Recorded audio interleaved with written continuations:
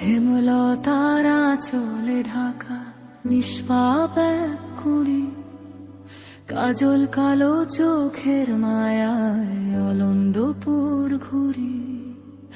আধার ঘরে রহস্য জাল নিয়তির এক চালে, সাদা পদ্ম ফুটলো হঠাৎ হাওলাদারদের পঙ্কিল এক জলে। ভেবেছিলাম সুখের প্রাসাদ মিলবে রাজার দেখা, হয় কে জানতো ভাগ্যে আমার নরক যন্ত্রণা লেখা।